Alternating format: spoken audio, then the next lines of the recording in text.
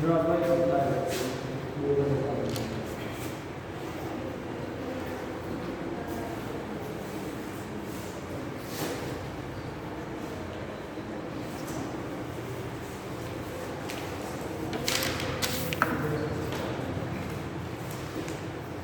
हो गया सबका बेटा? पकड़ा बेटा, इसका नहीं वो करना है।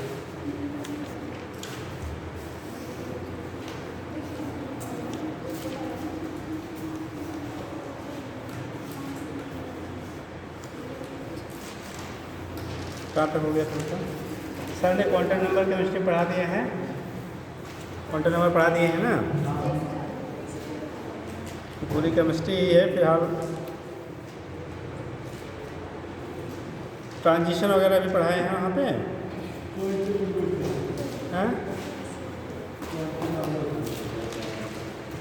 क्वांटम नंबर को बताया गया है, energy, radius, velocity, different orbits में आपके इलेक्ट्रॉन के तो फॉर्मूला ही वो है क्या दोबारा हैं?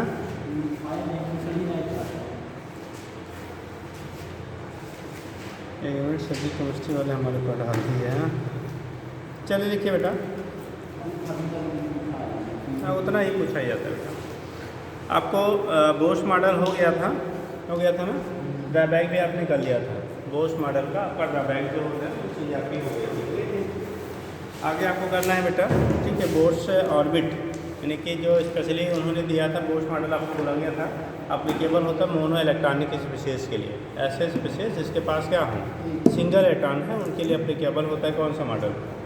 बोश मॉडल। ठीक, तो लिख लीजिएगा। अब इसमें बोश मॉडल के बेस पे रेडियस जो आपकी होती है मोनो इलेक्ट्रॉनिक स्पीशीज़ वाले जो भी आपके ऐसे स्पीशीज़ है, और बेसिकली हम लोग लेते हैं hydrogen, helium ion and lithium ion. ठीक है, अगर हम लोग रेडियस आप ऑर्बिट कहते हैं,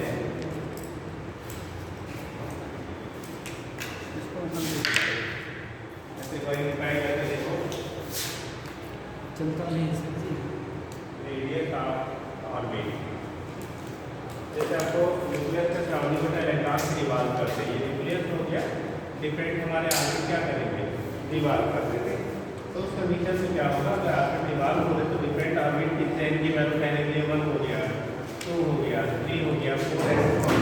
डिफरेंट ऑर्बिट में आपकी जो एनर्जी आपकी होगी वो आपके डिफरेंट होती है। अलग अलग ऑर्बिट्स में जो एनर्जी आपका होगा वो क्या होगा, आपका अलग अलग होगा। तो जो ऑर्बिट में एनर्जीज हैं डिफरेंट होंगी, उसकी रेडियस डिफरेंट होगी, वेलोसिटी डिफरेंट होगी। मतलब डिफरेंट ऑर्बिट में जैसे अगर आप बढ़ाते रहते हैं, ठीक, तो जो डिफरेंट हमारे सर्कुलर ऑर्बिट्स होंगे इनकी वेलोसिटी, रेडियस, सारी चीज़ें क्या होंगी, डिफरेंट होंगी। तो वो डिटरमाइन करना होता है किसी पर्टिकुलर ऑर्बिट में एनर्जी क्या होगा, रेडियस क्या होगा, वेलोसिटी क्या होगा। वेलोसिटी, एनर्जी और रेडियस की वैल्यू आपको क्या करनी है, डिटरमाइन करनी है। तो लिखेंगे आप रेडियस ऑफ ऑर्बिट, देखिए रेडियस ऑफ ऑर्बिट,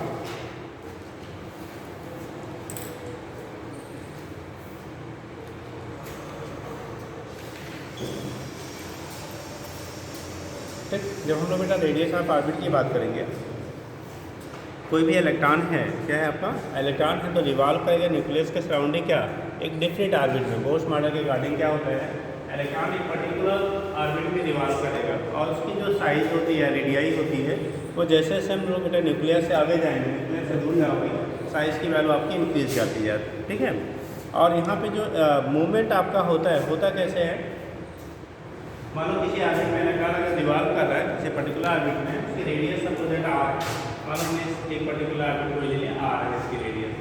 वेलोसिटी यहाँ v वेलोसिटी से अगर रिवॉल्व कर रहा है, मास आपका m है, इस पे लगने वाला सेंट्रीफ्यूगल फोर्स हो जाएगा बेटा mv²/r, और जो mv²/r होगा बैलेंस के बीच लगने वाला इलेक्ट्रोस्टैटिक फोर्स द्वारा बैलेंस होता है। ठीक, जो लगने वाला, क्योंकि यहाँ से किसी चीज़ से जुड़ा तो है नहीं, ऐसा तो है कि धागे से बात क्या घुमा रहे हैं, ये क्या करेगा, इनके बीच में जो लगने वाला है न्यूक्लियस जो आपका है, न्यूक्लियस और इस इलेक्ट्रॉन के बीच लगने वाला जो इलेक्ट्रोस्टैटिक फोर्स होता है उसके द्वारा वो बाइंड अप होता है। इलेक्ट्रोस्टैटिक फोर्स और जो आपका उस पर लगने वाला रिक्वायर्ड सेंटीमीटर फोर्स था उसके बराबर सेंट्रीफ्यूगल लग रहा है, ये दोनों आपस में एक दूसरे को क्या करते हैं, बैलेंस करते हैं। फिर इलेक्ट्रॉन क्या करेगा, आपका रिवॉल्व करता है पर्टिकुलर ऑर्बिट्स में। तो पर्टिकुलर ऑर्बिट्स में जो रिवोल्यूशन हो रहा है, रिवॉल्व करेगा, इसके बेस पर आप डिनोट करते हैं। तो लिखेंगे आप रेडियस ऑफ ऑर्बिट, लिखिए an electron revolve in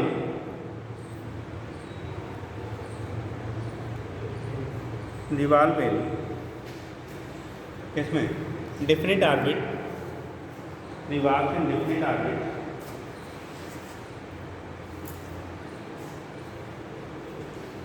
in which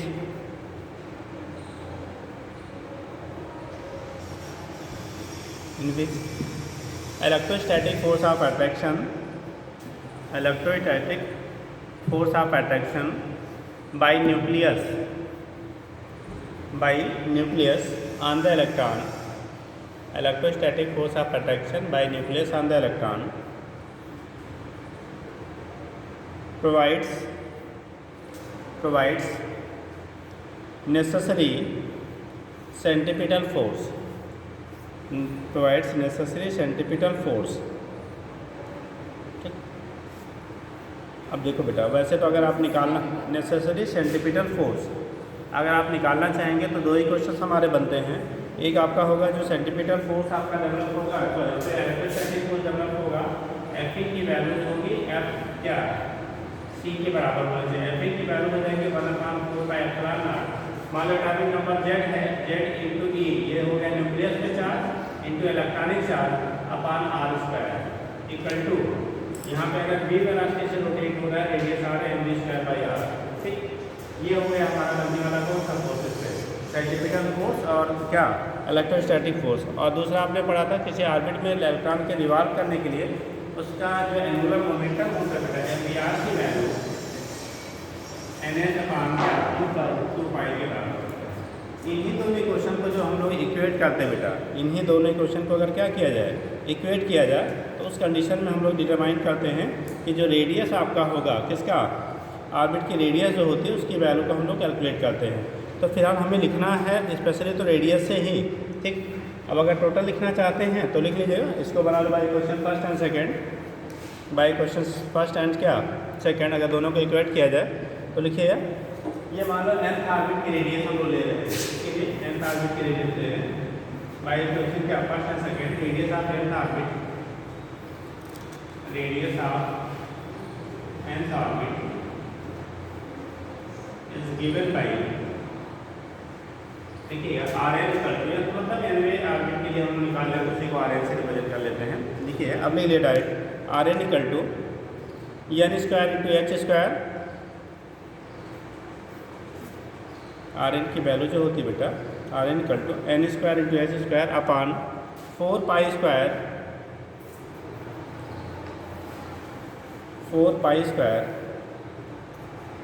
के हो गया 1/4πε0 के Z M into E square, Z into M into E square. अब यहाँ पे जब वैल्यू हम लोग सब्स्टिट्यूट कर देते हैं बाकी चीज़ों का बेटा, तो बाकी हमारे सारे कांस्टेंट रहते हैं, वेरिएबल फैक्टर होता है एन और जेड, ठीक। तो सब्स्टिट्यूटिव वैल्यू आप सब्स्टिट्यूटिव वैल्यू लिखो R N equal to substitutive value R N equal to हमें जरूरत उतने की है बेटा 0.53 एन स्क्वायर बाई क्या जेड, एन हो गया number of orbit, N number of क्या ऑर्बिट, ये याद है। आपको याद यही रखना है, बाकी निकालने का तरीका है, ठीक। जरूरत हमें इसी की है, नंबर ऑफ ऑर्बिट मतलब in which electron revolve, in which electron revolve, ठीक। इसमें इलेक्ट्रॉन क्या करेगा, रिवॉल्व करेगा। और जेड हो गया एटॉमिक नंबर, जेड क्या होता है बेटा एटॉमिक नंबर होता है। तो इसके बेस पर हम यहाँ से डिटरमाइन कर लेते हैं क्या होगा, उसकी रेडियस की वैल्यू निकल जाती है, ठीक। तो अगर आप हाइड्रोजन के लिए लेते हैं बेटा, hydrogen atom in ground state, अगर हाइड्रोजन के लिए लेंगे तो जेड की वैल्यू 1, ग्राउंड स्टेट में लेंगे तो एन की वैल्यू 1 हो जाएगा, ठीक। तो for hydrogen in ground state, for इसके लिए हाइड्रोजन इन ग्राउंड स्टेट अगर हाइड्रोजन एटम है ग्राउंड स्टेट में लेंगे हम लोग तो Rn की वैल्यू 0.53, N की वैल्यू 1 होगी बेटा और Z की वैल्यू 0.53 जैसा आपको क्या हो जाएगा इक्वल हो जाता है। तो यहाँ से डिटरमाइन करेंगे कि हाइड्रोजन एटम के लिए ग्राउंड स्टेट को R0 से दिखा लेते हैं बेटा। ग्राउंड स्टेट में जो रेडियस होगी 0.5 से एंगस्ट्रॉम को क्या हो जाता है बराबर होता है, बट ये स्पेसिफिकली किसके लिए है हाइड्रोजन इन ग्राउंड स्टेट। अगर हाइड्रोजन एटम है ग्राउंड स्टेट में लेते हैं तो वैल्यू हमारी इतनी आती है, आर की वैल्यू होगी 0.5 से एंगस्ट्रॉम के बराबर हो जाता है। ठीक, आगे लिखिएगा, ये तो रेडियस हो गया बेटा। ठीक, किसी भी एटम का किसी एक क्वेश्चन करिए लो, लिखिए डिटरमाइन जल्दी करिए, लेकिन नोट हो गया बेटा। तो आर की वैल्यू होगी 0.5 से क्या हो गया एंगस्ट्रॉम के इक्वल हो गया। देखिए आगे determine value of radius of helium, value of radius of determine value of radius of helium, value of radius of helium, ठीक, ion in second excited state, in second excited state. जो electron आपका है second excited state में उसकी radius की value determine करनी है इन second excited state, in second excited state. हो गया, सेकेंड एक्साइटेड स्टेट में उसकी रेडियस क्या होगी इन सेकेंड एक्साइटेड स्टेट। ठीक, निकालिए जल्दी से। हीलियम आयन के लिए डिटरमाइन करनी है, सेकेंड एक्साइटेड स्टेट में है। शर्मा जी पढ़ नहीं रहे उस समय, क्या प्रॉब्लम है? खड़े हो जाओ दोनों, पढ़ाई नहीं हो रही है, नंबर तो बता रहा नहीं हो रही है। क्यों देवी जी? हाँ, कौन सी यूनिट आई थी? फ्लूइड नहीं पढ़े हो?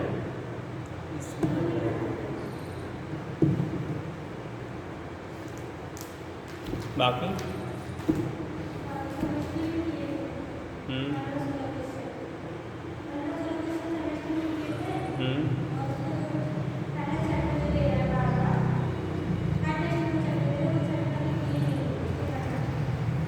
नहीं बेटा, वक्त बहुत नहीं है यार।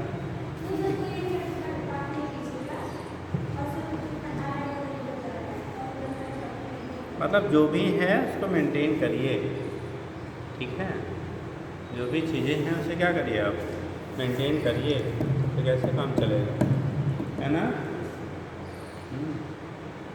अभी तो यूनिट हुई है, कंबाइन होगा तब कैसे बात बनेगी। ठीक है, बैठिए। नेक्स्ट लिखेंगे बेटा, हो गया, आ गया, कितना आया?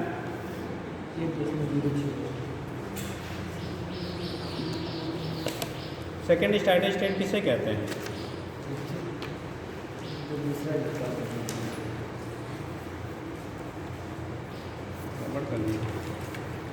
आपको कंडीशन क्या दी है बेटा? Helium ion, helium He positive बोला गया था, ये एप्लीकेबल होगा केवल ऐसे स्पीशीज से जिसके पास होगा सिंगल इलेक्ट्रॉन। ठीक, तो हाइड्रोजन के पास तो एक ही होता है, हीलियम के पास दो होता है, एक इलेक्ट्रॉन निकाल देंगे तो बचेगा कितना?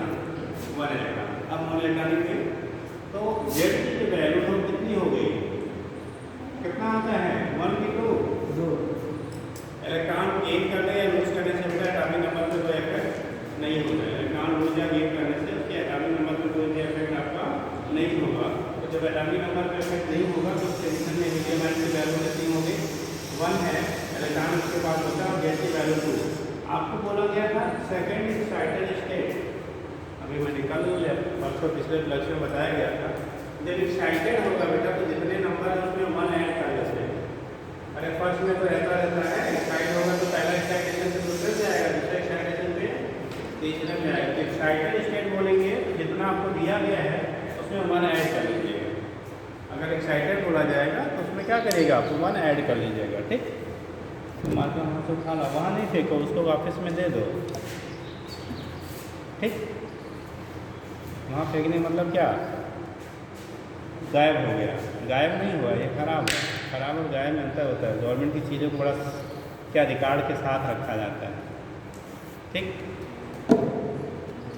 गवर्नमेंट फाइलें ऑफिसों में क्या होती हैं, करोड़ों की चीज़ें भले सड़ जाएं लेकिन वो रिकॉर्ड में वहाँ उपस्थित होनी चाहिए। ठीक, चलो देखो तो केसेस क्या होते हैं, बहुत सारी चीज़ें आपको डिस्ट्रीब्यूट करने के लिए पब्लिक को आती है, डिस्ट्रीब्यूट नहीं होती, वहीं की वहीं क्या होती है, बेकार हो जाती है। लेकिन वो वहाँ होना चाहिए, उसको कोई ऑफिस वाला अपने घर नहीं ले जा सकता है। ठीक,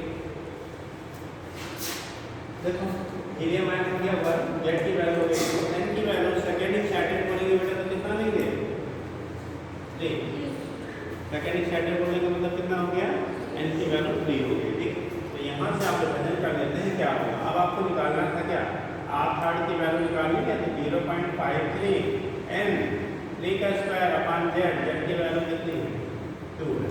तो यहाँ से करोगे 0.53 इंटू 9/2, 9 से मल्टीप्लाई, 9 से 27, बचा कितना 2, 9 से 45, 47 डेसिमल हो गया 2 डिजिट पे अपॉन 2, तो 2 से डिवाइड 2 हो जा, 2 3 जा 6 और 8 जा 16,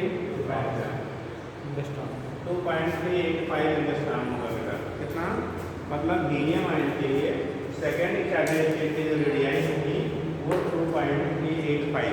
अगर कहा जाता है सेकेंड ऑर्बिट में गया या सेकेंड सेल में गया तो एन की वैल्यू 2 ले, एक्साइटेड बोलेगा तो 1 ऐड कर लीजिएगा, और डायरेक्ट बोलेगा तो वही जो भी बोला जाएगा उसी में हम ले लेंगे। ठीक, तो टर्म से थोड़ा ध्यान रखेंगे क्या बोला गया है, याद रहेगा।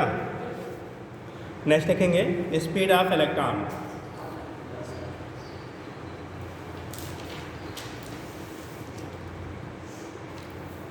अब डायरेक्ट फार्मूला दीजिए, बाकी तो लिखिएगा the speed of electron in nth orbit, speed of electron in nth orbit, speed of electron in nth orbit is given by, formula लिख लीजिए पहले, वी एन, एन मतलब nth ऑर्बिट की है, V N equal to 2 pi into K, K की value 1/4πε0 है बेटा। ठीक, 2 पाई के, 2 पाई इंटू के into Z into E square upon N H, 2 पाई के Z into E square upon N H, के मतलब 1/4πε0 9 इंटू 10⁹। ठीक, अब इसकी वैल्यू जो हम लोग सब्स्टिट्यूट करते हैं, ठीक, तो सब्स्टिट्यूट करने वैल्यू आता है 2.2 into 10⁶ Z by N metre per second. कितना, ऑन पुटिंग द वैल्यू, तो जो वेलोसिटी आपको मिलेगा v की वैल्यू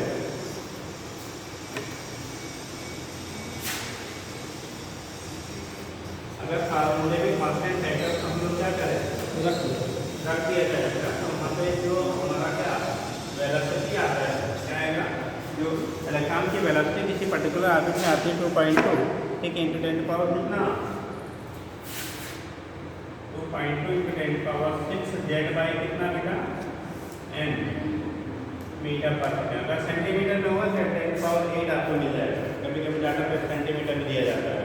अगर सेंटीमीटर में गिवन होगा तो यहाँ पे वी एन की value 2.2 10⁸ Z by N centimetre per second, जैसा डाटा रहेगा ध्यान रखिएगा। ठीक है, मीटर पर सेकेंड में है तो 10⁶, और सेंटीमीटर पर सेकेंड में होगा तो 10 कितना 8 हो जाएगा Z by N metre per second. ठीक,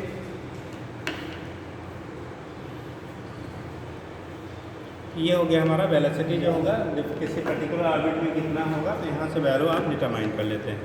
ठीक, आगे कर लिए एनर्जी, एनर्जी ऑफ इलेक्ट्रॉन। अब ऐसे डायरेक्ट भी हम लोग लिखेंगे क्योंकि यहाँ बहुत तो नहीं है। देखो एनर्जी जो इलेक्ट्रॉन की होती है बेटा, अगर किसी ऑर्बिट में रोटेट हो रहा है तो इसके पास हमारे 2 एनर्जीज हम लोग लेते हैं, एक तो पोटेंशियल एनर्जी, ठीक है, यानी कि इलास्टिक पोटेंशियल एनर्जी आपका होगा, और दूसरा आपका हो गया काइनेटिक एनर्जी। इन दोनों का सम जो होता है वो रिजल्टेंट एनर्जी को डिनोट करेगा। मतलब काइनेटिक प्लस पोटेंशियल दोनों का जो सम होगा वो रिजल्टेंट एनर्जी को क्या करेगा, आपका रिप्रेजेंट करता है। तो जो रिजल्टेंट एनर्जी आपकी होती है बेटा, वो kinetic energy plus potential energy के सम के बराबर होगा। अगर इलेक्ट्रॉन आपका रिवॉल्व कर रहा है तो उसके पास काइनेटिक एनर्जी हाफ इंक्रीज है, और जब पोटेंशियल एनर्जी की वैल्यू आप देंगे तो क्या 1/4 Z into E into E upon R. ठीक, तो वहाँ से पोटेंशियल एनर्जी और क्या इलेक्ट्रिक किसकी काइनेटिक एनर्जी, इन दोनों का जो सम होता है वो रिजल्टेंट एनर्जी के इक्वल हो जाता है। बोथ का जो सम होगा टोटल एनर्जी क्या करेगा, आपका डिनोट करता है। तो total energy kinetic energy plus potential energy की क्या होगा, सम के इक्वल होता है। ठीक, तो लिख लीजिएगा ऐसे एक लाइन और फार्मूला लिख लेंगे। लिखिए the total energy, the total energy, the total energy present in the total energy present in total energy present ठीक in an electron revolving in an electron revolving in a given orbit, revolving in a given orbit is the sum of इसके सम के बराबर होगा बेटा, sum of potential energy, sum of potential energy plus किसका kinetic energy, sum of potential energy plus kinetic energy. तो दोनों के सम के क्या होता है बेटा, बराबर होता है। टोटल नेट एनर्जी जो आपकी होगी वो काइनेटिक एनर्जी और पोटेंशियल एनर्जी के क्या हो जाएगा, सम के बराबर होता है। ठीक, तो जो काइनेटिक एनर्जी आपकी होगी, क्योंकि इलेक्ट्रॉन हमेशा किस में होता है बेटा, मोशन में होता है। इलेक्ट्रॉन ऑलवेज क्या होगा आपका, मोशन में होगा। तो मोशन की वजह से कौन सी एनर्जी होगी उसके पास, पोटेंशियल। और आपका क्या करेगा, वो किसी ऑर्बिट में रोटेट हो रहा है, किसी पर्टिकुलर क्या है ऑर्बिट में रोटेट हो रहा है। और जब किसी पर्टिकुलर ऑर्बिट में रोटेट होगा तो उस केस में उसका न्यूक्लियस से एक पर्टिकुलर डिस्टेंस पे रोटेट हो रहा है। तो न्यूक्लियस पे पॉजिटिव चार्ज है, इलेक्ट्रॉन पे नेगेटिव चार्ज है, तो उनकी वजह से वहाँ पे क्या होगा, अनदर जो कौन सा यानी कि उनके बीच से क्या लग रहा है आपका ग्रेविटेशनल, यानी कि जो इलास्टिक पोटेंशियल एनर्जी, तो पोटेंशियल एनर्जी हो गई प्लस क्या हो गई काइनेटिक एनर्जी हो गई। इन दोनों का सम जो होता है टोटल एनर्जी होता है। तो लिख लीजिएगा, क्या लिखा बेटा, तो टोटल नीचे लिखिएगा the total energy of electron, the total energy of electron is given by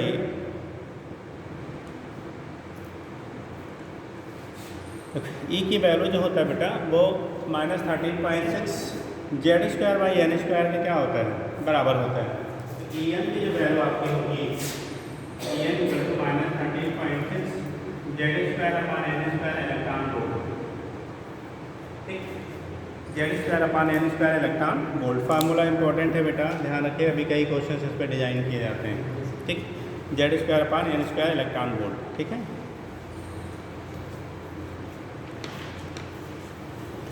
तो ये केस आपका होता है। यहाँ से हम लोग टोटल एनर्जी की वैल्यू क्या करेंगे, डिटरमाइन कर लेते हैं कितनी टोटल एनर्जी आपकी होगी अगर कोई इलेक्ट्रॉन रिवॉल्व कर रहा है किसी पर्टिकुलर ऑर्बिट में। तो ठीक, तो ये वैल्यू हमारी इलेक्ट्रॉन वोल्ट में आ गई। स्टेट का मामला क्या करें, एक्साइटेड स्टेट यहाँ पर, एक्साइटेड स्टेट अगर बोला जाएगा आपको क्वेश्चन में, कहा जाए फोर्थ एक्साइटेड स्टेट में तो 4+1। अगर क्या फोर्थ ऑर्बिट में जा रहा है, फोर्थ सेल में है, तो सीधा सीधा वही, मतलब जहाँ एक्साइटेड बोलेगा तो उसमें बेटा जितना नंबर बोलेगा उसमें 1 ऐड करेंगे। अगर आपको सीधा सीधा ऑर्बिट का नंबर दे रहा है तो फिर वहाँ पे ऐड करने की कोई रिक्वायरमेंट नहीं है। ठीक है, तो ये केस आपका होता है। इसके बेस पर हम लोग यहाँ से डिनोट कर लेंगे क्या होगा। ठीक, तो ये चीज़ आपकी हो गई। ये टोटल एनर्जी, ये क्वेश्चन एनर्जी पे भी लिख लीजिए, एनर्जी भी पूछा जाता है। देखिए, determine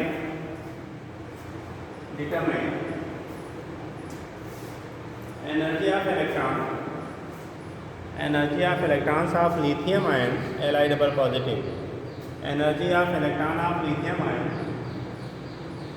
energy of electron of lithium ion हो गया।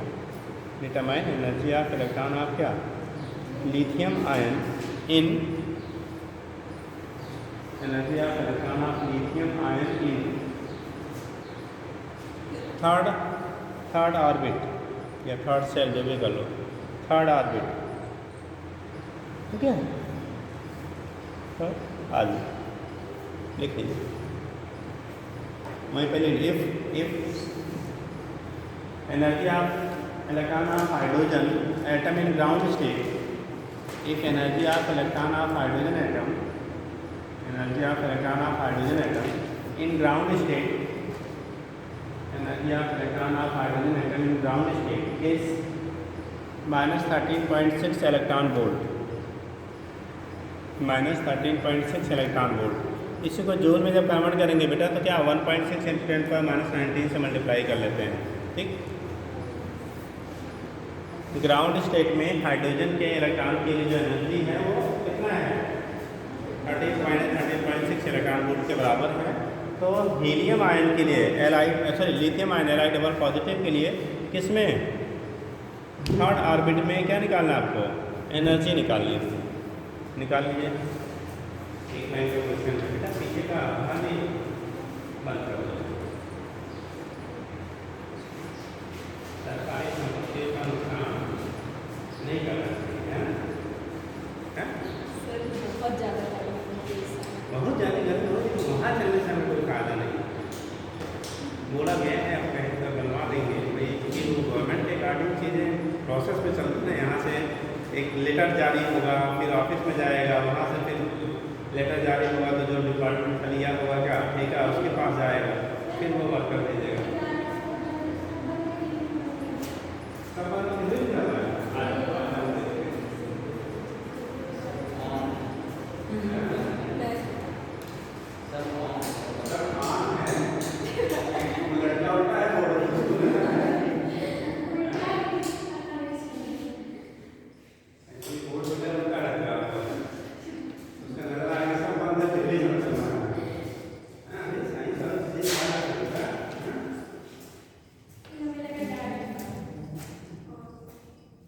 चलो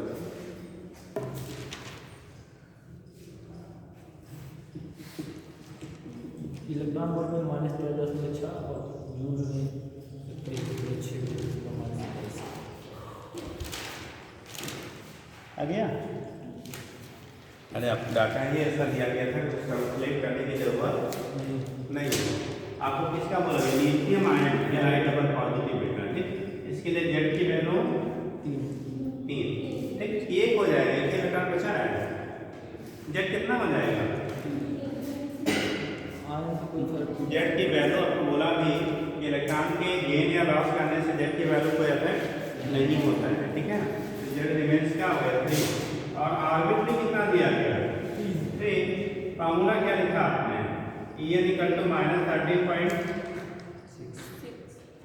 -13.6 Z square value, Z square upon N square, N की वैल्यू कितनी है 3, ये 3 स्क्वायर कैंसिल बचा कितना 13.6 इलेक्ट्रॉन वोल्ट। यानी थर्ड ऑर्बिट में लिथियम आयन के लिए आपको जो एनर्जी होती है वो उतना ही होता है जितना हाइड्रोजन एटम के लिए ग्राउंड स्टेट में होता है, ठीक है। तो ये चीज़ें आपकी होती हैं, यहाँ से निकाल दें। अब यहाँ पे 2 क्वेश्चन पूछे जाते हैं अच्छे अच्छे बेटा, एक होता है आयनाइजेशन एनर्जी और एक होता है एक्साइटेशन एनर्जी, ठीक। समझ लेना, केमिस्ट्री में भी को पूछा जाता है, यहाँ भी पूछा जाता है ionization energy and excitation energy. देखो आयनाइजेशन का मतलब होता है ना, जनरल में इन जनरल जो इलेक्ट्रॉन होता है ना अपने ग्राउंड स्टेट में लाई करता है। अगर पहले से आपने एनर्जी इसको नहीं दिया है, मतलब बाहर से अगर एनर्जी आपने इसको प्रोवाइड नहीं किया है बेटा, तो जो इलेक्ट्रॉन किसी एटम का होता है वो उसके ग्राउंड स्टेट में लाई करता है। कहाँ पाया जाता है, ग्राउंड स्टेट में पाया जाता है। यानी कि इलेक्ट्रॉन जो होता है वो कहाँ पाया जाता है, आपका ग्राउंड स्टेट में पाया जाता है किसी भी एटम का। अगर हम लोग बात करते हैं तो वहाँ पे, ठीक है, वो उसके ग्राउंड स्टेट में आपका लाई करेगा, ठीक। अब कंडीशन क्या हो रहा है, अगर इलेक्ट्रॉन हमारा ग्राउंड स्टेट में लाई कर रहा है, ठीक, तो उसके हमारे किसी के लिए आप निकाल रहे हैं, कहीं भी निकाल रहे हैं, ठीक। तो जिस स्टेट में है जनरल में हम लोग ग्राउंड लेते हैं, नहीं है तो जो दिया रहेगा आप उससे काटिए। एक होगा आपको एक्साइटेशन एनर्जी। एक्साइटेशन का मतलब होता है किसी लोअर एनर्जी लेवल से इलेक्ट्रॉन जम करके हायर में जाता है, तो उसे एक्साइटेशन कहते हैं। एक्साइटेशन का मतलब हो गया किसी लोअर एनर्जी लेवल से इलेक्ट्रॉन क्या जम करके जब हायर एनर्जी लेवल में जाता है और वो ज़्यादा था जब बाहर से एनर्जी सप्लाई होने देते हैं, जब बाहर से एनर्जी सप्लाई दी जाती है तो इलेक्ट्रॉन बेटा अपने लोअर एनर्जी लेवल से शिफ्ट होकर कहाँ चला जाता है, हायर एनर्जी लेवल में। जो हायर एनर्जी लेवल में जाने के लिए उसे एनर्जी की रिक्वायरमेंट होगी उस गिवन एनर्जी लेवल के लिए, उसे हम कहेंगे उसके लिए एक्साइटेशन एनर्जी। क्या बोलेंगे, एक्साइटेशन। जैसे सपोज लो हाइड्रोजन के लिए ले रहे हैं और किसके लिए, हाइड्रोजन एटम के लिए ले रहे हो। अगर हाइड्रोजन एटम के लिए हमेशा इलेक्ट्रॉन अगर क्या है नॉर्मल कंडीशन में है तो ग्राउंड स्टेट n की वैल्यू 1 होगी। मान लो n इक्वल टू 1 से इसे n इक्वल टू में 4 में ले जाना है, n इक्वल टू 1 से कहाँ ले जाना है, n इक्वल टू 4। बेटा यहाँ से 1 2 3 4 यहाँ तक हमें ले जाना है। तो जैसे जैसे आप न्यूक्लियस से दूर जाते हैं एनर्जी इंक्रीज करती है, एनर्जी की जो वैल्यू होती है क्या करेगी आपकी, इंक्रीज करेगी। अब एनर्जी इंक्रीज करेगी तो यहाँ से ग्राउंड स्टेट से बेटा से फोर्थ ऑर्बिट तक ले जाने के लिए हमें एनर्जी प्रोवाइड करनी पड़ेगी। तो जितनी एनर्जी हमें रिक्वायरमेंट होगी फर्स्ट से फोर्थ में ले जाने के लिए, फर्स्ट से सेकंड में ले जाने के लिए, फर्स्ट से फिफ्थ में ले जाने के लिए, जो भी आपको सेल दिया गया जहाँ से करना है वो उन ऑर्बिट्स के लिए पर्टिकुलर गिवन ऑर्बिट के लिए एक्साइटेशन एनर्जी कहलाएगा। क्या कहलाएगा, एक्साइटेशन एनर्जी कहलाएगी। तो उसे हम लोग क्या नाम देते हैं, एक्साइटेशन एनर्जी कहते हैं। This is known as excitation energy. और दूसरा क्या होता है आपका, आयनाइजेशन एनर्जी। आयनाइजेशन एनर्जी क्या होता है, किसी भी सेल में इलेक्ट्रॉन जहाँ भी प्रेजेंट है उसको परमानेंटली सेल से क्या कर एटम से बाहर रिमूव करने के लिए, क्या करने के लिए, रिमूव करने के लिए जो एनर्जी की रिक्वायरमेंट होती है उसे उसकी आयनाइजेशन एनर्जी कहते हैं। ठीक, क्या कहेंगे उसे, आयनाइजेशन एनर्जी कहेंगे। एक चीज़ ध्यान रखिए, जो किसी भी ऑर्बिट में चाहे वो ग्राउंड स्टेट में हो या किसी भी ऑर्बिट में, जो उस ऑर्बिट में गिवन ऑर्बिट में आपको इलेक्ट्रॉन की एनर्जी होगी, ठीक, नेगेटिव में उतनी ही एनर्जी आप पॉजिटिव में दे दीजिए तो वो क्या करेगा, आयनाइज हो जाएगा। जैसे हाइड्रोजन के लिए हमारा क्या ग्राउंड स्टेट में जो एनर्जी होती है E0 की वैल्यू आपने कितना लिखा था, -13.6 इलेक्ट्रॉन, ये लिखा ना। यानी कि अगर हाइड्रोजन एटम के इलेक्ट्रॉन को हमें आयनाइज करना है, क्या करना है, आयनाइज करना है, तो इतनी ही एनर्जी जितना उसका ग्राउंड स्टेट में निगेटिव है उतना एनर्जी क्या दे दीजिए आप, पॉजिटिव में दे दीजिए, वो क्या करेगा, आयनाइज कर जाएगा। जैसे हम लोगों ने इलेक्ट्रोस्टैटिक्स वगैरह में पढ़ा था या ग्रेविटेशन में आप पढ़ते हैं, ठीक, कि अगर हम लोग किसी बॉडी को क्या करना है, इनफाइनाइट पे शिफ्ट करना है, कहाँ शिफ्ट करना है, इनफाइनाइट पे, तो इनफाइनाइट पे इसकी पोटेंशियल एनर्जी दोनों हम लोग जीरो ले लेते हैं। ऐसे ही जब हम आयनाइज करेंगे तो क्या इनफाइनाइट पे उसको इनफाइनाइट वाले ऑर्बिट में ले जाने के लिए जो एनर्जी जरूरत होगी वहाँ पे हम लोग जीरो ले लेंगे, और जब जीरो ले लेंगे इनकी वैल्यू क्या लेंगे, इनफाइनाइट का वैल्यू क्या आ जाएगी, जीरो। तो उसके इसमें जीरो में से इसको घटा देंगे, जीरो माइनस क्या, -13.6, तो माइनस प्लस हो जाएगा और उतनी एनर्जी हमें प्रोवाइड करनी पड़ेगी उसको आयनाइज करने के लिए। तो 2 पॉइंट पूछा जाता है, पॉइंट ध्यान रखेंगे, खूब पूछा जाता है केमिस्ट्री एंड फिजिक्स बोथ, ठीक। तो लिख लीजिएगा,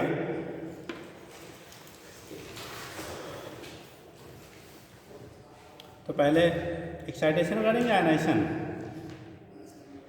चलो excitation energy, excitation EXCITATION, excitation energy and potential, इसमें पोटेंशियल भी कर लो।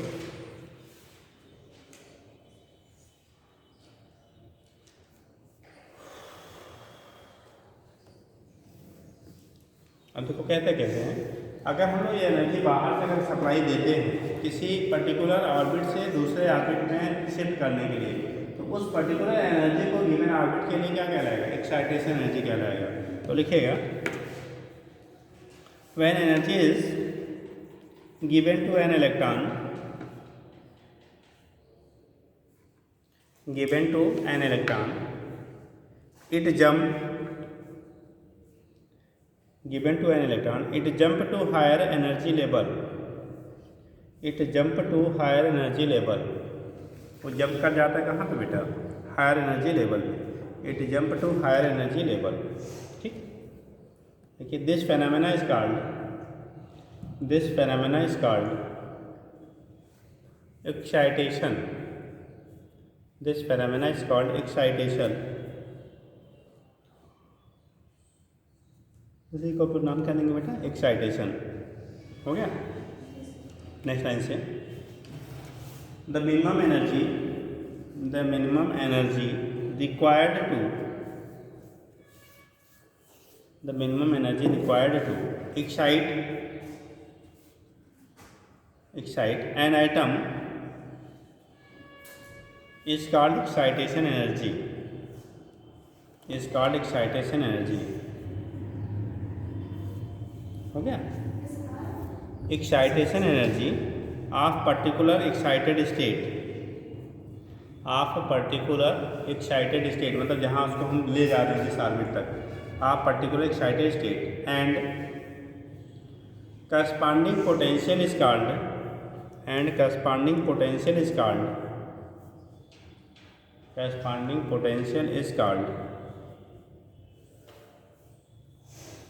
एक्साइटेशन पोटेंशियल या एक्साइटिंग पोटेंशियल कह देते हैं। इस कॉल्ड एक्साइटेशन पोटेंशियल, मतलब उसको एक्साइट करने के लिए जो पोटेंशियल आप अप्लाई करेंगे उसी को टर्म देते हैं एक्साइटेशन पोटेंशियल कर लेंगे। इस कॉल्ड एक्साइटेशन पोटेंशियल हो जाएगा। लिखिएगा। अब अगर हमें ई एक्साइटेशन निकालना है, ठीक, तो उसकी जो एनर्जी है, फाइनल जो एनर्जी ऑर्बिट की होगी, ठीक, तो अगर आपको ई एक्साइटेशन की वैल्यू निकालनी है, ई एक्साइटेशन एनर्जी निकालना है, ई फाइनल माइनस ई क्या इनिशियल। फाइनल स्टेट में जो उसकी एनर्जी है उसको इनिशियल स्टेट से क्या करें, घटा दीजिए। जैसे मान लो हम लोग लेते हैं किसी ऑर्बिट में -13.6 क्या कितना एनर्जी के लिए आपने क्या है Z square by L square, तो ये हो गया जेड स्क्वायर बाई मान लो n2 स्क्वायर माइनस 13 कितना 6 Z square by n1 square, Z square by n1 square, ठीक। तो ये हो गया -13.6 Z square by n2 minus Z square by क्या n1 स्क्वायर। यहाँ पे जेड स्क्वायर बाई क्या कॉमन लो, -13.6 जेड स्क्वायर कॉमन हो गया तो 1/n2 स्क्वायर, ठीक। अब एक मिनट सुन लेना, ये वैल्यू में माइनस कॉमन लिया है, ये क्या कॉमन लिया आपने, माइनस यहाँ से कॉमन ले लिया, तो माइनस यहाँ से आप कॉमन लेंगे तो ये बचा यहाँ n2 स्क्वायर और ये क्या बचेगा माइनस क्या बचेगा minus n1 square 1/n1 square. और अगर माइनस नहीं लेंगे तो यहाँ पे हो जाएगा 1/n1 square minus 1/n2 square. अगर यहाँ प्लस ले लेंगे तो ये वाला बाद में चला जाएगा, ये वाला कहाँ आ जाएगा पहले आ जाएगा, ठीक। ये कंडीशन आपका होता है। यहाँ से निकाल लेते हैं ई एक्साइटेशन की वैल्यू। देखिए ई एक्साइटेशन एनर्जी अगर आपको निकालना है तो डाटा रख के जो भी आपको गिवन रहेगा वहाँ से वैल्यू रख के हम लोग क्या कर लेंगे, पुट कर लेंगे, ठीक, निकल जाएगा। इसी तरह से अगर पोटेंशियल हम लोग एक्साइटेशन पोटेंशियल निकालेंगे तो आपने पढ़ा होगा, ठीक, ई वी और ई में रिलेशन, माइनस बी बराबर ई माइनस नहीं, वो तो दूसरा था यार। और लोग पोटेंशियल क्या हो जाएगा, E equal to B by L पढ़ा है, एक रिलेशन पढ़ते हैं, ठीक, पढ़ते हैं ना। अगर कोई भी चार्ज किसी पर्टिकुलर क्या पोटेंशियल के थ्रू पास आउट हो रहा है तो इलेक्ट्रिक फील्ड जब हम लोग निकालते थे तो वहाँ पे बी बाई डी या equal to B by D भी कहते थे। यहाँ पे जो कंडीशन आपकी होती है जब पोटेंशियल निकालते हैं बेटा तो एक्साइटेशन कराना है किसका, इलेक्ट्रॉन का, तो पोटेंशियल और एनर्जी और W equal to Q into B पढ़ा है आपने, याद करो, W equal to Q into B पढ़ा है। Q की जगह पे इलेक्ट्रॉन हो गया तो E into B equal to W, और W ही हमारी एनर्जी है, equal to small E into B हो गया, तो बी की वैल्यू करोगे तो capital E upon small E, ठीक। यानी एक्साइटेशन पोटेंशियल जो होगा excitation energy upon electronic charge के इक्वल हो जाता है। तो यहाँ से लिखेंगे एक्साइटेशन पोटेंशियल,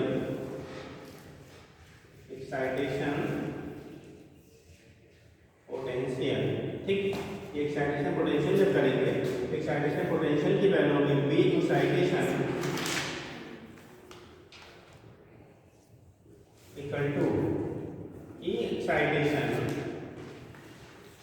अपॉन कितना स्मॉल ई क्या है, इलेक्ट्रॉनिक चार्ज है जिसको एक्साइट कर रहे हैं, ठीक, हो गया। तो यहाँ से आप रिप्रेजेंट कर लेते हैं,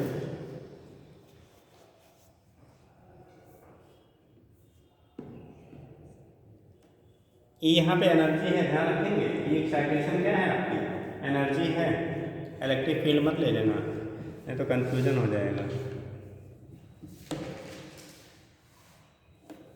हो गया, ये कंडीशन आपका होगा, इसके बेस पे हम लोग रिप्रेजेंट करेंगे एक्साइटेशन पोटेंशियल, एक्साइटेशन एनर्जी क्या होगी, कैसे होगी, यहाँ से हम लोग डिनोट कर देते हैं। ठीक, आयनाइजेशन की जब बात करते हैं बेटा आगे लिखेंगे। नेक्स्ट, सबके साइन हो गए, अभी एक लोग छूटे हुए हैं हो।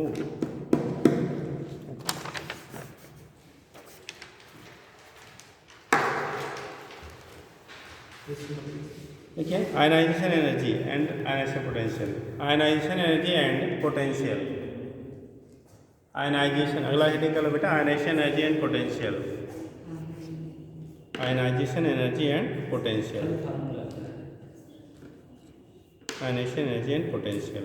देखो अब समझा दिया आपको, आयनाइज करने के लिए किसी गिवन ऑर्बिट से कहाँ पे, इनफाइनाइट पे, ठीक है। आपको ले जाने के लिए क्या करेंगे, जितनी एनर्जी की रिक्वायरमेंट होगी उसे कह लेंगे आयनाइजेशन। ठीक, तो ई आयनाइजेशन जब निकालते हैं तो लिखते हैं हम लोग ई इन्फिनिटी माइनस ई एन, जिसमें है एन की वैल्यू वो ग्राउंड में होगा तो आप 1 लीजिएगा, अगर किसी पर्टिकुलर में है तो उसकी वैल्यू आप रख देंगे। ठीक, जो भी रहेगा वो निकाल लेते हैं। तो लिख लीजिए, नहीं लिख लीजिए, क्या लिखा बेटा आपने, आयनाइजेशन एनर्जी लिखिए, the energy required to ionize an atom, the energy required to ionize an atom, to ionize an atom is called ionization energy, is called ionization energy, to ionize an atom is called ionization energy। देखिए, it is the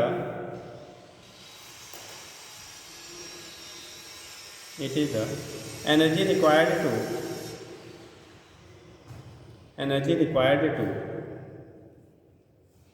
jump the electron from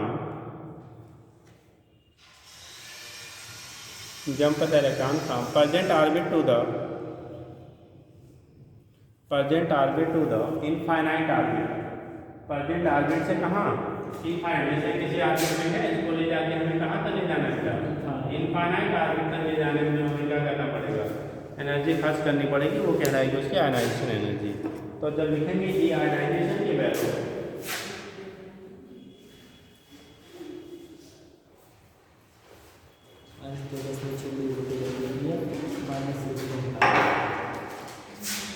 E ionization की value होगी बेटा, ई कहाँ पे, infinity minus E N, जिस भी orbit में आपका दिया गया है। ठीक, तो उस केस में क्या करोगे, ई इनफाइनाइट की बेटा वैल्यू क्या होगी, 0, माइनस 13.6 क्या, जेड स्क्वायर बाई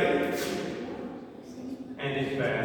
अब ये माइनस माइनस कितना हो गया, प्लस, ये हो गया प्लस 13.6 जेड स्क्वायर बाई क्या, एन स्क्वायर के बराबर हो गया आयनाइजेशन एनर्जी।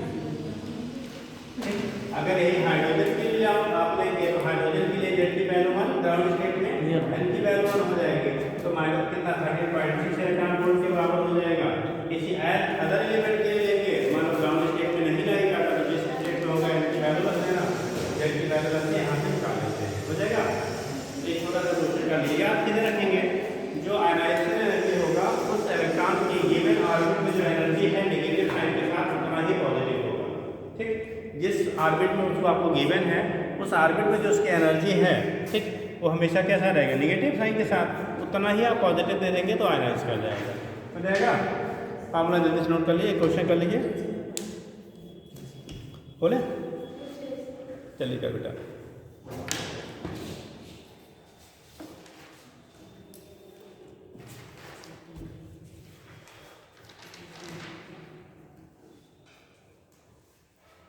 बोलो बेटा, देखिए, determine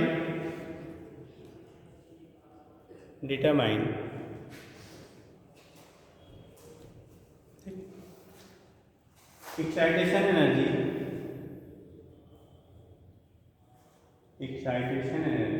for helium ion from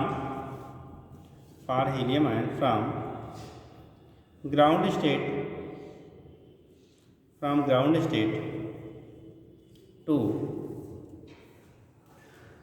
fourth orbit, fourth orbit, fourth shell जो भी है, ग्राउंड स्टेट से कहाँ उसको शिफ्ट आना है बेटा, फोर्थ ऑर्बिट तक ले जाने में कितना आपको क्या करना पड़ेगा, वर्क करना पड़ेगा, वो डिटरमाइन करना है। ग्राउंड स्टेट को हमेशा ये मानिए। हाँ, ग्राउंड स्टेट बोलेगा तो हमेशा n की वैल्यू 1 लेंगे, 0 नहीं ले लीजिएगा, ठीक। हमेशा n की वैल्यू ग्राउंड के लिए क्या होगा, 1 लेंगे। हम निकालो, जल्दी निकालेंगे।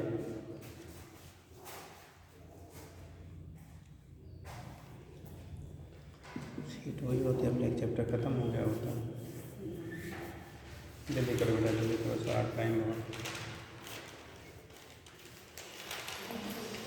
क्या दें बताएं, ये फार्मूला रखा गया है, आपको इसकी फार्मूले की वैल्यू क्या करनी है, पुट कर देनी है, ठीक। तो ई एक्साइटेशन -13.6, जेड की वैल्यू हीलियम है 2, N2 की वैल्यू 4 दिया है ना, -1/2, ठीक। ये जेड की वैल्यू कितना दिया आपने, 2, ये 2 है बेटा। तो -13.6 इंटू 4 इंटू 1/, कितना 16 -1/1, 1 का स्क्वायर 1 ही रह जाएगा। इसका एलसीएम ले लो बेटा, 4 6 या 20 को कभी रहने देते हैं, क्या होगा 13.6 इंटू 4 इंटू इसका एलसीएम 16 हुआ बेटा, तो ये 1 माइनस कितना, -15। अरे 16 बार जाएगा, तो ये 16 बचेगा, -15/, कितना 16। अब 4 से यहाँ डिवाइड कर देंगे, 4 हो जा 16, फिर 4 से इसको काट दीजिए, 4 3 बचा 2, 4 4 जा 16, तो यहाँ से हो गया -3.4 इंटू माइनस कितना, अरे 16 में से 1 प्लस है, घटेगा तो 15 बचेगा ना, माइनस क्या प्लस 15 4 जा 60 बचा 6, 15 3 जा 45 51, डेसिमल विल बी 1 और साइन विल बी पॉजिटिव, ठीक। तो ई एक्साइटेशन आपका जो मिल गया इतना क्या इलेक्ट्रॉन वोल्टेज हो गया ना, 51 पॉइंट क्या 0, यानी 51 इलेक्ट्रॉन वोल्ट के बराबर हो गया। हीलियम को क्या करने के लिए, हीलियम आयन को एक्साइट से कहाँ से, एक से ग्राउंड स्टेट से 4 फोर्थ ऑर्बिट में ले जाने के लिए, इलेक्ट्रॉन को ग्राउंड स्टेट से फोर्थ ऑर्बिट में ले जाने के लिए इतना आपका रिक्वायरमेंट आपका होता है, किसका, एनर्जी का, ठीक।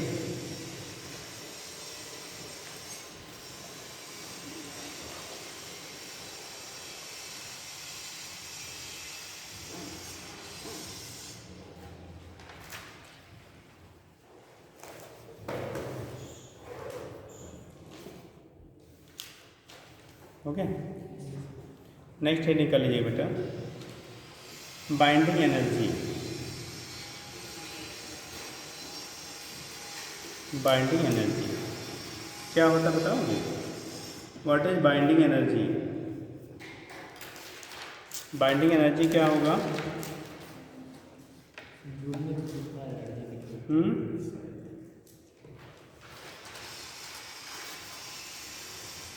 बाइंडिंग एनर्जी क्या होगा, किसी भी कोई भी कॉन्स्टिट्यूएंट पार्टिकल जिससे मिलके बना हुआ है, उनको फिर से सेपरेट करने के लिए जो हमें एनर्जी की क्या होगी, रिक्वायरमेंट होगी, उसे कहते हैं बाइंडिंग एनर्जी। अभी हम लोग पढ़ेंगे क्या, जब किसके लिए न्यूक्लियस मिलके न्यूक्लियाई एटम का फॉर्मेशन करते हैं, तो वहाँ पे कितनी एनर्जी की क्या होती है, बनने पे रिक्वायरमेंट होती है, या ब्रेक करने के लिए उसको फिर से न्यूक्लियस में तोड़ने के लिए कितनी एनर्जी की रिक्वायरमेंट होगी, वो चीज़ें हम लोग वहाँ से डिस्कस करेंगे, अभी आगे बताया जाएगा। तो लिख लीजिए बेटा, binding energy, it is defined as energy needed to separate, it is defined as energy needed to separate its constituent, constituent मतलब जिससे मिलके बना है बेटा, energy needed to separate its constituent to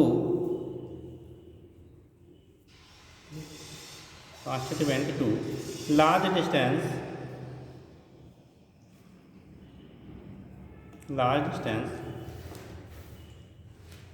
ठीक, constituent to a large distance लिखिएगा। If an electron and protons are if an electron and protons are initially at rest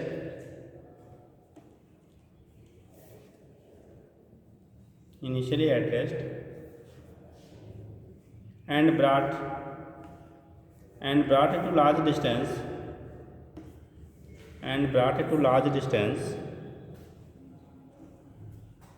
to form a hydrogen atom,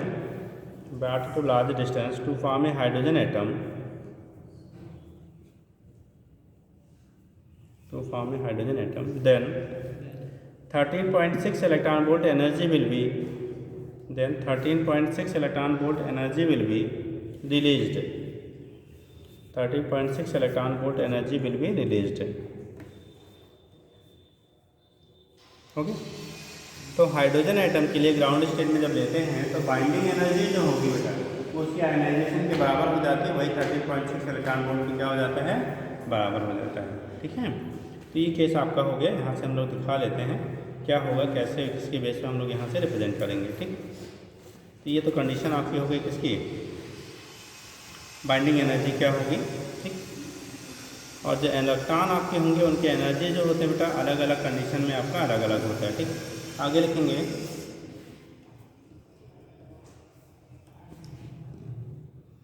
जो energy हम लोगों ने यहाँ पे निकाला, ठीक, एक्साइटेशन के लिए -13.6 Z स्क्वायर और -2 स्क्वायर -1/n स्क्वायर, यहाँ से माइनस साइन हटा दो तो 1/n स्क्वायर -1 क्या हो जाएगा, n2 स्क्वायर हो जाएगा। ठीक, तो ये केस आपका होता है, यहाँ से निकाल लेते हैं। ठीक, इसी के बेस पे हम लोग निकालते हैं कि जब इलेक्ट्रॉन लोअर से हायर में, देखो लोअर से हायर में जाएगा तो एनर्जी हम लोग को देनी पड़ती है। बातें नहीं बेटा, अगर कोई भी इलेक्ट्रॉन लोअर एनर्जी लेवल से कहाँ शिफ्ट कर रहे हैं, हायर में शिफ्ट करेंगे तो उसके लिए हमें एनर्जी बाहर से सप्लाई देनी पड़ती है। लेकिन जब हायर से वो कहाँ आता है, फिर लोअर में आता है तो वो एनर्जी को रिलीज़ करता है। तो जितनी एनर्जी यहाँ पे एक्साइटेशन के लिए रिक्वायरमेंट था किसी पर्टिकुलर एनर्जी लेवल के लिए, उतनी ही एनर्जी जब हायर से लोअर में आएगा तो उतना वो क्या करेगा, रिलीज़ करता है, उतना ही वो इमिट करता है। ठीक है, तो उसी को हम लोग एनर्जी ऑफ क्या इमिशन या इमिटेड रेडिएशन भी कहा जाता है। एनर्जी ऑफ इमिटेड रेडिएशन यानी हायर एनर्जी लेवल से लोअर पे आने पे एनर्जी जो एब्जॉर्ब किया था इलेक्ट्रॉन ने उतनी एनर्जी वो रेडिएट करता है। ठीक है, तो उसी को हम लोग एनर्जी ऑफ इमिशन कहेंगे। फार्मूला रिमेन्स सेम आपका होगा, इतना ही वैल्यू मिलेगी। ठीक है, बट आप ध्यान रखेंगे यहाँ पे देने के लिए हमें इतना देना पड़ता है ऊपर जाने के लिए, और आएगा तो इतना क्या होगा आपका, रिलीज होगा। ठीक, इसी को जहाँ फार्मूला लिखे हैं तो उसी को आप ऐसे भी लिख लीजिएगा, E excitation equal to 13.6 Z square bracket में 1/n1 स्क्वायर -1/n2 स्क्वायर। यहाँ से फायदा ये दिख रहा है आपको कि यहाँ साइन हमें कैसा मिल रहा है, पॉजिटिव। पॉजिटिव मिलने से मतलब हम आयनाइजेशन हमें एक्साइट करना तो हमें एनर्जी देना पड़ता है, डायरेक्ट नहीं से आप समझ रहे हैं। यहाँ से आप रखेंगे डाटा तब आपको एनर्जी देखो निकाला गया था पॉजिटिव में आया था, तो वो निकालने के बाद पता चलेगा। और यहाँ से हमें डायरेक्ट मिला कि हमें एक्साइट करने के लिए एनर्जी हमें क्या करनी पड़ेगी, देनी पड़ेगी। ठीक है, तो वहीं पे साथ में लिख लेना, यहाँ लिख लेते हैं थोड़ी सी आर करके हम नीचे लिख लीजिए, यहाँ लिखा होगा ज़्यादा जगह होगा तो बना लें। तो इनिशियल के लिए हमें लिखाना पड़ेगा दोबारा ना, तो ये केस आपका होता है। यहाँ से लिखा लेते हैं क्या होगा कैसे होगा। ठीक, आगे लिख लीजिएगा, या उसी के बेस पे हम लोग निकालेंगे क्या, frequency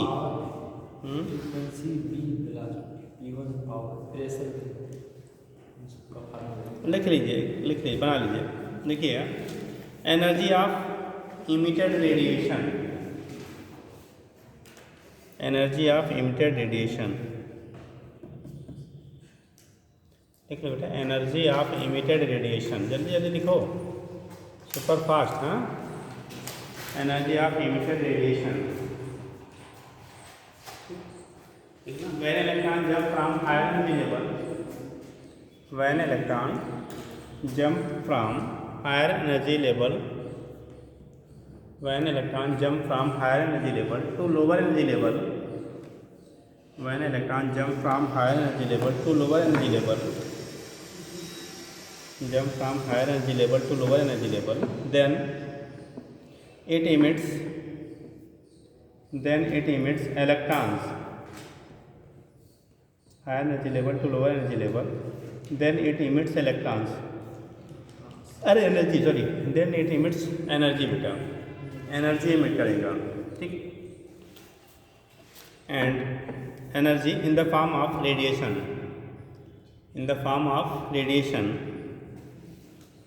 in the form of radiation, काम इमिटेड रेडिएशन हो गया, in the form of radiation which is given by question. देखो डेल्टा ई इक्वल टू, यही फार्मूला मिलेगा बेटा, डेल्टा ई इक्वल टू होगा बेटा E2 माइनस E1, और यही वैल्यू हम लोगों ने निकाला है 13.6 जेड स्क्वायर ब्रैकेट में 1 अपान n1 स्क्वायर माइनस 1 अपान n2 स्क्वायर, ठीक। जेड स्क्वायर ब्रैकेट 1 अपान n1 स्क्वायर माइनस 1 अपान n2 स्क्वायर, ओके। अब यहाँ से अगर फ्रीक्वेंसी निकालना हो, इमिटेड जो आपका रेडिएशन है उसकी फ्रीक्वेंसी क्या होगी या वेवलेंथ क्या होगा, ठीक, या वेव नंबर क्या होगा, तो लिख लीजिएगा नीचे। प्रोपोर्शनल होता the frequency of emitted radiation, the heading बना लो छोटा सा, फ्रीक्वेंसी ऑफ इमिटेड रेडिएशन, जल्दी करो बेटा ये कम से कम हो जाए। Frequency of emitted radiation, frequency of emitted radiation. अगर हम लोग फ्रीक्वेंसी की बात करते हैं, जो हमारी रेडिएशन से इमिट हो रही है उसकी फ्रीक्वेंसी क्या होगा, तो लिखिए। देखो हम लोग पढ़ेंगे ये कंटिन्यू पढ़ा है ना, तो डेल्टा ई कंट्रोल हमें फ्रीक्वेंसी चाहिए, ये न्यू बराबर डेल्टा ई अपान होगा। अब यहाँ डेल्टा ई की वैल्यू तो बेटा 13.6 जेड स्क्वायर ब्रैकेट में 1 अपान n1 स्क्वायर माइनस 1 अपान n2 स्क्वायर, और बाई कितना h फर्स्ट बाई क्या हो गया h। ये कंडीशन आपका हो गया न्यू की value 13.6 Z square by h, ये h है बेटा ब्रैकेट में, ये मतलब प्लांट कांस्टेंट, ठीक, ऊंचाई नहीं है, 1 अपान n1 स्क्वायर माइनस 1 अपान n2 स्क्वायर के बराबर है। तो फ्रीक्वेंसी हो गया minus 13.6 Z square upon h, 1 अपान n1 स्क्वायर माइनस 1 अपान कितना हो गया n2 स्क्वायर के बराबर हो जाएगा। तो इसके बेस पे आप निकाल लेते हैं क्या होगा, ठीक। अब वेवलेंथ निकालना होगा तो बेटा फ्रीक्वेंसी का रेसिप्रोकल वेवलेंथ हो जाता है, तो वहाँ पे पुट कर देंगे तो क्या मिल जाएगा आपको, वेवलेंथ की वैल्यू मिल जाएगी, हो जाएगा। लिख लो उसको, लैम्डा पे लिख दिया जाए, लिख लिया। And wavelength of emitted radiation, wavelength of emitted radiation, wavelength of emitted radiation,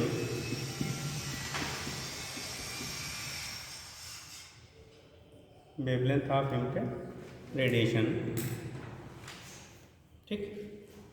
तो इमिटेड रेडिएशन का वेवलेंथ जो कंडीशन आपकी बनेगी, वेवलेंथ ऑफ इमिटेड रेडिएशन की वैल्यू जो होगी, ठीक, तो कंडीशन क्या होगा, लैम्डा, लैम्डा बराबर देखो न्यू बराबर सी बाई लैम्डा होता है, तो लैम्डा बराबर सी बाई क्या हो जाएगा, न्यू हो जाएगा, और इसकी वैल्यू जब हम रखेंगे बेटा तो ऊपर ये तरह जाएगा, ये क्या आ जाएगा, तो ये कितना सी अपान ये तो रख देते हैं, ये कहाँ चला जाएगा ऊपर, सी एच सी लिख दो, CH बराबर टोटल एच सी अपान 13.6 जेड स्क्वायर, और ब्रैकेट में ये है 1 अपान n1 स्क्वायर माइनस 1 अपान n2 स्क्वायर, 1 अपान क्या है n1 स्क्वायर माइनस 1 अपान क्या है n2 स्क्वायर। इसको अगर बाई में लेंगे तो क्या हो जाएगा, 1 बाई आएगा ना, तो उसकी क्या लेंगे हम लोग, बाई में ले लेंगे, तो बाई में ले लेंगे तो इस कंडीशन में आएगा 1 अपान n1 स्क्वायर माइनस 1 अपान n2 स्क्वायर, ये कंडीशन हो रही है। अब इसी को अगर आप क्या कर लेंगे, इसको ऊपर शिफ्ट करना है, अगर इसके चाहे आप एलसीएम ले लीजिए या तो यहीं से पुट करके क्या करते हैं आप डिटरमाइन कर लेते हैं, यहीं से पुट करके डिटरमाइन कर लिए, या तो उसको क्या करिए आप ऊपर शिफ्ट कर लिए, तो उसके बेस पे आप वहाँ से वैल्यू क्या कर सकते हैं, फाइंड आउट कर सकते हैं।